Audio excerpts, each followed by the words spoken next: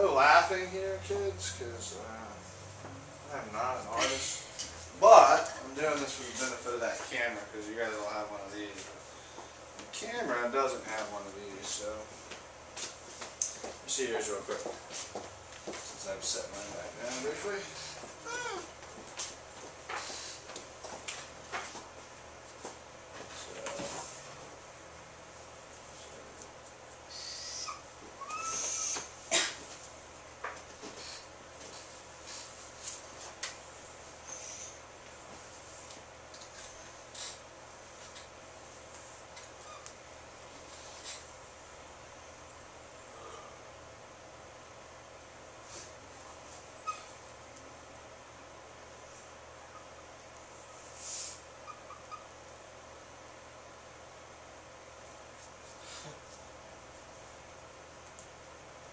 Bear with it. These markers are terrible. Almost as bad as my artistic skills. You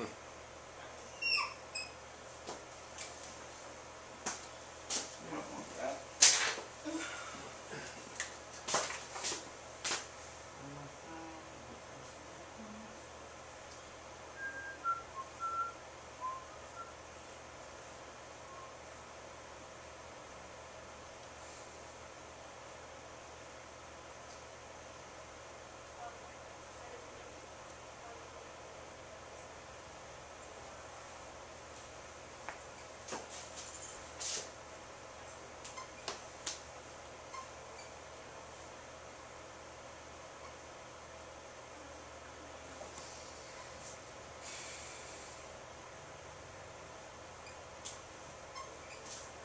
Alright, for reasonable means of hope, that should be somewhat of a good depiction of what we got going on there. I can give you the timelines down here if you want. This is 98. This is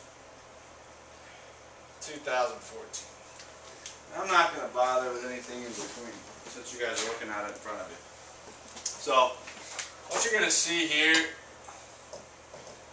the blue line is going to be indicative of the S&P 500. The green line is going to be our FIA. Alright? A couple of things I want to talk to you guys about with regards to equity index annuities or fixed index annuities before I explain this chart to you. Number one, like I said, we go up when the market goes up, right? When the market goes down, we do not. Alright, so we stay level when the market goes down. Alright, I also want you to understand that we're looking at each year as an individual event. Okay, so it does not matter what has happened in previous years. We're just looking at that one 365-day period of time. It's called an annual reset. So either point that out to yourself on your chart or write it down. That is an important word. You see it up there at the very top of your chart. It says the real benefits of index annuities with the annual reset design. That means year one's end point is year two's starting point.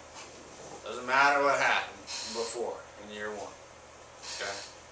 All I got to do is show growth from the start of the year to the end of the year. And I want you guys to understand, this is a contract year, not a calendar year. It's not January 1st or December 31st. It's whatever date of issue all the way back around to the day before of the next year. Alright? So April 15th, 2015, it would be measuring from April 15th all the way back around to April 14th of 2016. Is that clear? Pretty easy, but I just want to make sure. My clients always get that mixed up. What happens in January? Nothing. Your account was issued in September. Alright, so we're crediting interest once a year based on the performance of that index or group of indices over the course of that contract term. Make sense? Two rhymes I want you to remember. Number one, zero's my hero. Okay? If I'm selling this concept to somebody that's got money in the market, zero's my hero is going to be a very effective phrase, and people will remember that. I promise you, they'll remember nothing else they tell you, they will remember zero is my hero. Because what that's showing them is that had they stayed in the market, they would have lost money. That's indicative of a negative market year. Okay? The other one is retain your gain. Once I make money, that's my new worst case scenario. I'm not going to drop back below that figure unless I'm the one taking money out of the account. So zero is my hero and retain your gain. Sarah, what was the first one? Zero's my hero. Nice. Just making sure. Alright. Now, if you're looking at this, look at your chart, because mine's miserable, but I can show it on the board, at least for the, like I said, for the benefit of the camera. What I'm going to do when I'm explaining a fixed index annuity to someone is I'm going to pull this chart out, okay? I really don't do anything more than that. This and a legal pad are two of my best friends in annuity selling, okay? So what I'm going to do is I'm going to say, all right, Mr. and Mrs. Jones, I know that you had a 401k, and that's what we're here to talk about today. So what I want us to look at is I want us to look at this chart first and foremost, okay? And this chart is going to show us what the market looked like in between 1998, that's a terrible date, 1998 to 2014. And you probably remember some of these events that took place, so let's just walk through it and make sure that you agree with my assessment of the market. Now again, the blue line is going to be indicative of the S&P 500. It's the most consistently performing index, Mr. and Mrs. Jones, which is why we use it when we're talking about these concepts. Okay? So, if I look at 1998 and I'd put $100,000 into this market, the S&P 500, I would have been really happy for the first 2 years. And if you look on your chart, you'll notice my numbers. I would have made almost $37,000 against $100,000 in 2 years. I'm at 136,937 right up here. That's pretty awesome. Okay? Then you guys probably remember there were some guys that decided it'd be a good idea to fly some airplanes into some buildings. And the market didn't react very well to that. So after 9/11, the market tanked. Okay? My 136 rapidly became 78,869. Okay? Now, for 5 years, the market starts creeping its way back out of the hole that was created after 9/11. And I eventually get higher than my previous high point, and I'm here at 145. You guys with me? I'm in Euro 7 right now. As we all know, the big, bad, ugly 2008 came right after the peak of 2007. Market lost 45% of its value in relatively short order. My 145 goes back down to $100,000. Did a little ping-ponging, and then we've experienced the upward trend that we've experienced for the last roughly 5 years since that point in time. Mr. and Mrs. Jones, does that look like about what your growth line would have looked like in your 401k? Yes, Dave, it does. That's awesome. Okay, good. So now let me talk to you about the way our program works. And this is, guys, this is exactly the way that I present this. Not even kidding me. Okay? It's this simple. People make it too hard. Time back in. So, like I told you before, we've got an account that's going to give you the ability to go up when the market goes up. However, you don't go down when the market goes down. Alright? Now, would you agree with me, Mr. and Mrs. Jones? This is an important one, so I want you guys to remember this part. Okay? Would you agree with me that there's not a company out there that can give you all of the upside potential and none of the downside risk? They would go broke. Is that right? Did you guys follow that? Not a company that can give you all the upside potential with none of the downside risk. They would go broke, right? That's an impossibility.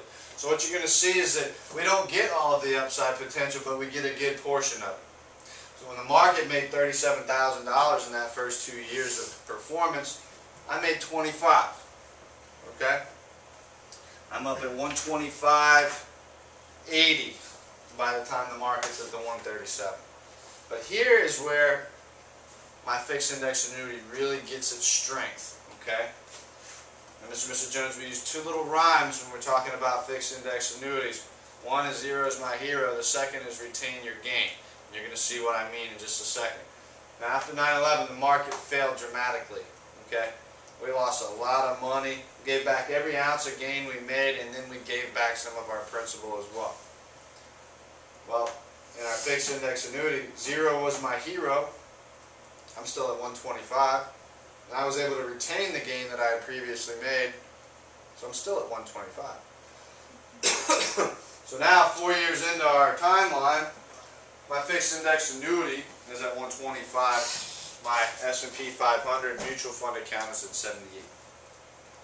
And for the next 5 years, the market's climbing out of its hole. Guess what? Like I said, because we're looking at each year as an independent event from the other, all I have to do is show growth. That doesn't mean I have to get back higher than this. It just means I have to be higher than this. Right? So since I experienced growth here, I experienced growth here. And so on for the next 5 years. Now the market fails again. Guess what? Zero is my hero, and I retain the gain that I had previously made.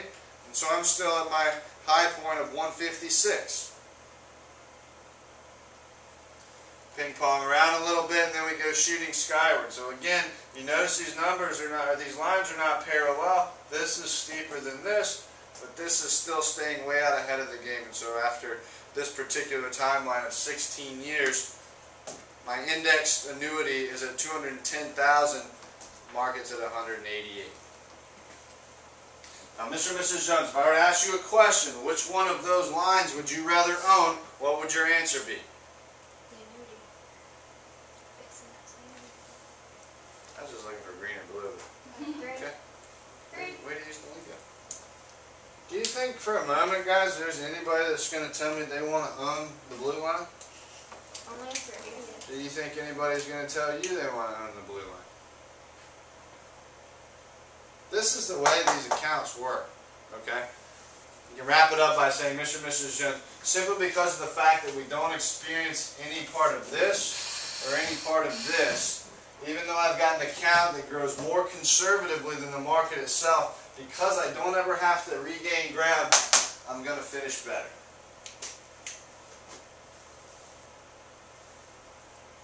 It's that easy. I can go into a lot more detail about a lot of this stuff, guys, but again, I wanted you guys to have enough information to be dangerous. I want you guys to be able to have conversations with people. I want you to understand the concepts. Are there any questions about this concept?